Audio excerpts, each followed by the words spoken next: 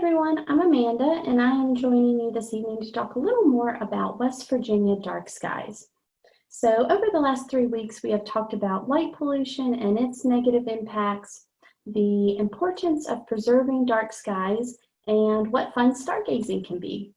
I've also shared several resources for you to use. If you've missed any of this information, you can find it on the Green Bank Observatory social media platforms under hashtag WVDarkSkies. So I mentioned that one way you can help is by participating in dark sky surveys, and a great program for this is Globe at Night.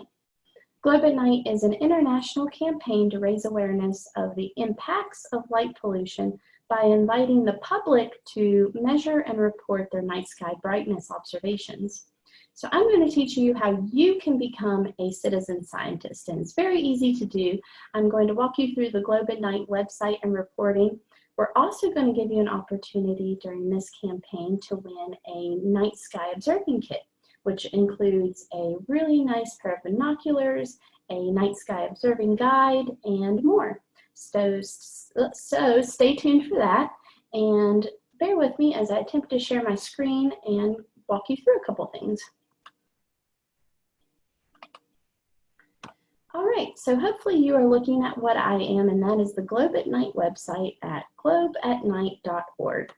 And this is a great website with a wealth of information. If you're really willing to dig in here and read about it. Of course, About will tell you about their program. Learn is a very useful tab, especially if you missed some of our earlier videos. It will tell you again what light pollution is, the negative impacts that it has, and ways that you can help beyond just filling out these surveys. Observe will give you tips and tricks on making your night sky observation. It also tells about the current Globe at Night campaigns. And if I scroll down here, of course, we'll be looking at the northern constellations as we are in the northern hemisphere. And you can see that the next Globe at Night campaign actually begins tomorrow, and it runs from April 14th through April 23rd. And these dates are very carefully selected by Globe at Night. They base them on third quarter and new moons, and when the moon is not up in the first half of the night. So they really want this to also be an opportunity for children to get involved and make reports. So they're very thoughtful as they select dates for these campaigns. They also select 1 or 2 constellations that are optimal for making these night sky observations. And for this campaign, it is going to be the constellation Leo. And tomorrow I will go over how to identify Leo and how to use the magnitude charts, which you will see here shortly. So that is the Observe tab. And very importantly, we are going to use the Report tab right here. And if we select that tab, we will go to this page. And there are a couple important things to think about as you're about to make an observation. And one is that you want to make your observation at least 1 hour after sunset. So it does take a while after the sun is setting to become dark enough for optimal stargazing conditions. And that is at least an hour after sunset. So be sure to leave some space in there.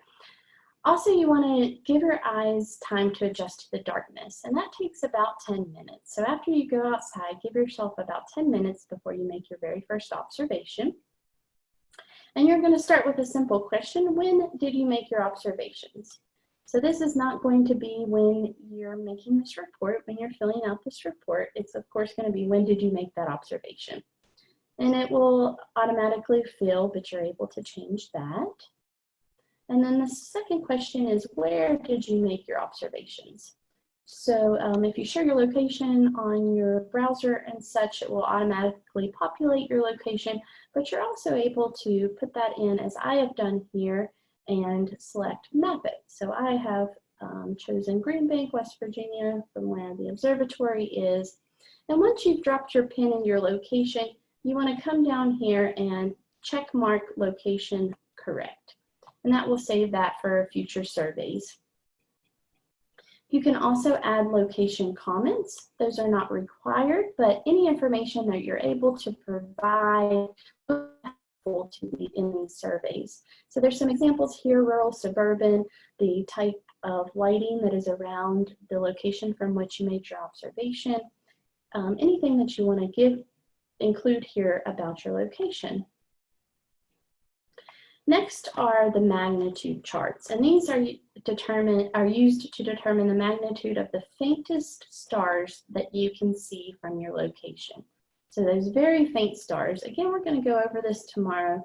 You can see there's a lot of choices. There's 8 choices, and you're using this based off of the faintest stars that you are able to see. And you'll select the chart based upon that. Next, you'll tell what your sky conditions were like. So was it clear, or how much of the sky was cloudy? Any further type of comments on the sky condition, clouds, haze, lighting again, you can include that there.